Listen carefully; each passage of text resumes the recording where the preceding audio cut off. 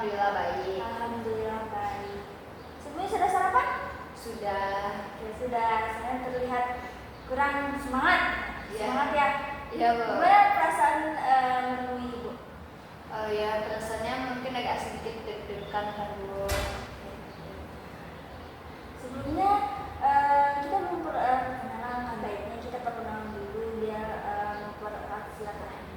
Nah di sini Bu ingin bertanya siapa nama Nanda, itu dari mana dan alasannya kenapa menemui Ibu? Oke, Bu, baik. Perkenalkan, saya Sofia. Biasa dipanggil Sofi. Saya berasal dari Batu Sangkan. Alasan saya menemui Ibu itu ingin konseling bersama Ibu. Ini namanya Sofi ya. Sekarang Ibu lagi perkenalan boleh? Boleh. Nah, ini nama Ibu, Ibu Sumi Mawawi. Yang Anda bisa panggil Ibu Ibu Sumi. Tadi alasan Anda menemui Ibu itu ingin melakukan konseling. Oke, sebelumnya Anda sudah pernah melaksanakan konseling? Belum, Bu, baru kali ini melaksanakan. Oh, baru kali. Nah, jadi sebelumnya Anda sudah tahu tuh apa itu konseling? Yang saya ketahui mungkin sedikit, Bu. Itu kayak cerita gitulah sama konselor. Oke, betul sekali ya. Mungkin di sini Bu jelaskan kembali. Jadi konseling itu adalah di sini Ibu bersama Anda di sini akan membahas suatu permasalahan yang dialami Anda saat ini. Jadi permasalahan yang sedang dirasakan Anda sekarang yang emang benar-benar butuh solusi yang akan Ibu kentaskan. Dari itu, Ibu menemui Sofi menemui Ibu untuk bercerita-cerita, untuk menyampaikan apa permasalahan yang dialami Sofi dan di sini Ibu akan insyaallah akan membantunya. Sebelum itu, Sofi tidak tahu tujuan konseling? Oke. Nah, jadi yaitu tujuannya di sini Ibu akan di sini akan memberikan solusi bagaimana jalan keluarnya terkait permasalahan Sofi yang dihadapi saat ini. Nah, jangan khawatir juga di saat Sofi akan menyampaikan permasalahan yang emang benar-benar di sisi permasalahan itu ada permasalahan yang kurang mengenakan, di sisi negatif, dan khawatir ya. Di sini di konseling ini ada sifatnya kerahasiaan di mana hanya Ibu dan Anda Sophia saja yang tahu. Jadi habis di sini tidak ada di ruang kelas. Sampai di situ Anda sudah paham? Baik, di sini apa yang ingin Sophie ceritakan kepada Ibu. Nah, di sini Ibu juga berharap kepada Anda Sophie ini menyampaikannya secara terbuka. Nah, jangan dengan ditutupi biar permasalahannya bisa kita selesaikan dengan baik. Ibu, terima kasih. Yang saya ceritakan kalian itu tentang stres dalam belajar itu, Bu. Beberapa hari ini kan tugas banyak dan lain sebagainya. Jadi saya agak sedikit pusing menyelesaikan tugas-tugas tersebut. Ditambah lagi akan ada ujian kan, Bu. Jadi saya menumpuklah banyak tugas yang sebelum-sebelumnya. Jadi makin lama makin banyak tugasnya. Jadi saya pusing harus mengerjakan yang mana dulu. Dan juga saya sering bad itu karena tugas ini kan teman-teman banyak juga yang nanya. Jadi saya bingung harus jawabnya apa. Sedangkan saya belum selesai lagi. Saya nggak tahu lagi mau melakukan apa. Kalau dikerjakan ya selesai. Cuman masih ada tugas yang lagi terpikirkan terus sampai besok-besok selesai ujian, Bu. Jadi ya mungkin ya agak sedikit stres lah. Jadi saya nggak tahu lagi harus melakukan apa setelah ini gitu, Bu. Untuk permasalahan sekarang saat ini tadi tentang banyak tugas ya, stres ya. Nah, sejak kapan itu Sophie stres tersebut? Ya sejak beberapa minggu yang lewat, Bu. Sampai saya susah tertidur karena mengerjakan tugas itu. Terus kadang menyelesaikan tugas sampai tengah malam juga, jadi pas di kelas jadi ngantuk-ngantuk begitu Bu. Begitu. Oke. Nah, tadi Sophie itu terkendalanya karena banyak tugas, sering intinya terlalaikan. Apa yang membuat Sophie terlalaikan tugas tersebut? Apa kendala apa yang Sophie hadapi? Ya terlalaikan itu karena biasa Bu main HP gitu kan, main HP terus nonton TikTok, nonton film. Karena kan libur beberapa kali ini juga banyak Bu, jadi mungkin malas bikin tugasnya, jadi terlalaikan, tapi lebih memilih scroll TikTok dan nonton film daripada membuat tugas. Jadi makanya terus itu banyak menumpuk-numpuk Bu gitu. Oke, jadi di TikTok ya dibanding bikin tugas. Apa sih yang menarik dari TikTok tersebut sehingga Sophie ini malas sekali untuk melakukan mengerjakan tugas tersebut?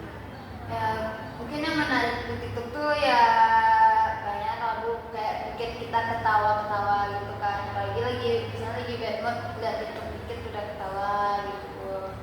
Jadi melampiaskannya TikTok ya.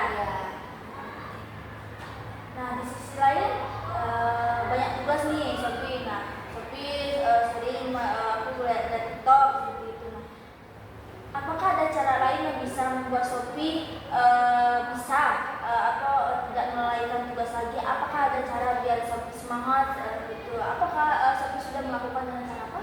Sudah ada?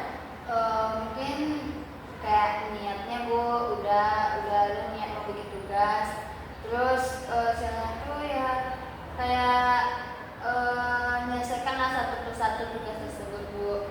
Mikirnya yang kerjakan tugas yang benar-benar menusuk itu mudah dulu, baru nanti selesai satu baru lanjutan satu lagi gitu. Oke begitu. Selain itu Sophie mengerjakan tugas itu bertahap ya seperti ibaratnya sesuai mood gitu kan, yang lebih mudah dulu. Nah, apakah ada cara lain? Apakah ada yang bisa membuat Sophie bersemangat gitu untuk melakukan tugas tersebut? Apakah ada yang dorongan dari rekan-rekan yang bisa membuat Sophie semangat? Apakah ada? Untuk sejauh ini mungkin belum Bu, mungkin itu saja baru yang bisa dilakukan sebelum pasang ini kayak ya gitu, sesuai mood dulu yang paling mudah dulu gitu. Untuk sekarang apakah masih dilakukan atau sudah mulai dikurangi untuk masing-masing? Sudah ada melakukan sedikit-sedikit Bu, cuma pasti malas masih ada juga Bu. Oke, masih ada ya, belum penuhnya untuk selesai dengan baik. Nah, di sisi lain Sophie ini selain bermain suka main TikTok, lebih apa kesukaan Sophie yang lain selain TikTok? Ya nonton film lah Bu. Nonton film. Nah, baik tadi permasalahan Sophie itu terkaitnya banyaknya tugas, terlalaikan ya. Jadi Sophie itu ngerjain itu sesuai mood juga kan. Jadi teknik juga kalau ngerjain tugas. Nah, dan juga di sini Ibu ingin memberikan solusi bagaimananya. Nah, di sini kan Sophie kan tadi kan dengan cara cuman mood ya, sesuai mood kan. Nah, di sini mungkin Ibu akan memberikan solusi bagaimananya seperti contohnya ada yang dialami oleh rekan Ibu. Nah, dia juga selalu lalai dalam tugas. Nah, itu seperti sampai dia scroll TikTok lah sampai gak ingat waktu tugasnya. Itu Ibu tanya lah, itu apa yang membuat Anda seperti ini? Nah, jadi seperti sama seperti Sophie yang lalai dalam tugas itu, apa yang dilakukannya?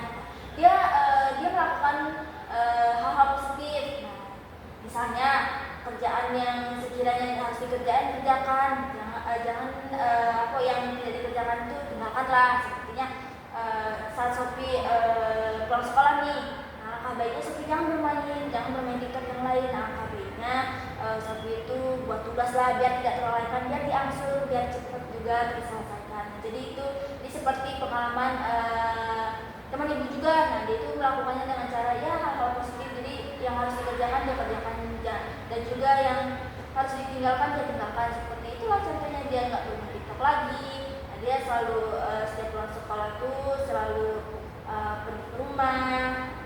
Jadi selalu mengerjakan tugasnya diangsur. Nah, jadi tidak dari lagi, jadi tidak apa ya, tidak terlalu mencemaskan kalau oh ya banyak tugas, dia sudah aman gitu, sudah melaksanakannya dengan patut. Jadi seperti itu Sophie. Dari pemahaman tadi apakah Sophie sudah paham Bu? Jadi apa saja dari pendapat ibu tadi yang Sophie tahu? Yang sudah tahu ya, ketika sudah pulang sekolah lanjut ikut tugas Bu, terus angsur lah tugas-tugas yang belum selesai, atau ketika sudah tugas itu kayak mau dikumpulkan, bukan mau dikumpulkan sih, lebih cepatnya sebelum dikumpulkan dibikin dulu, nanti jangan dekat-dekat deadline, jauh-jauh hari, misalnya ada waktu luang nanti bikin tugas tersebut. Bisa sekali. Nah, dari tadi Ibu sampaikan, mungkin sesi konseling kita saat ini sampai di sini. Sebelumnya di sini Bu ingin bertanya kepada Sophie, beranda ini, apa perasaan Sophie saat melaksanakan sedikit konseling bersama Ibu dari pertama pembahasan tadi sampai selesai? Yang saya rasakan, saya cukup lega Bu, karena sudah terbukalah pikiran saya untuk mengerjakan tugas bagaimana caranya lagi. Jadi saya tidak bingung dan tidak terlalu memikirkan hal tersebut. Dan juga di sini, selesai Sophie melaksanakan konseling. Nah, apakah Sophie akan melakukannya nanti? Iya Bu, saya akan pulang dari sini, saya akan mengerjakan tugas-tugas yang belum selesai. Jadi yang akan Sophie lakukan nanti selesai konseling ini, Ibu harap juga bisa mempraktekannya juga nanti, agar masalah Sophie ini yang tadinya tugasnya banyak bisa selesai dengan baik. Ibu rasa dari tadi dari kita sesi konseling ini, mungkin itu apakah Sophie ada yang ingin disampaikan kembali? Mungkin itu saja Bu. Mungkin bisa saja. Nah, apabila di sini misalnya Sophie masih masih kurang, masih belum maksimal, misalnya belum maksimal untuk melaksanakan apa yang Ibu perintahkan tadi, bisa Sophie menghubungi Ibu kembali terkait konseling lanjutannya. Nah, untuk nomornya kan masing-masing namanya. Jadi jika bersedia, apakah Sophie bersedia jika melakukan konseling? Bersedia. Mungkin dari sekian sesi ayat tadi, dan Sophie juga mau ya melaksanakan sesi konseling nanti lanjutannya. Itu aja. Ibu harap Sophie nantinya bisa melaksanakannya, mempraktekannya juga. Intinya itu. Terima kasih Sophie sudah menemui Ibu, mempercayai Ibu sebagai konselor Sophie. Terima kasih. Ya, sama-sama. Ini kemana? Pulang, langsung pulang. Ya, pulang. Terima kasih banyak. Sama-sama.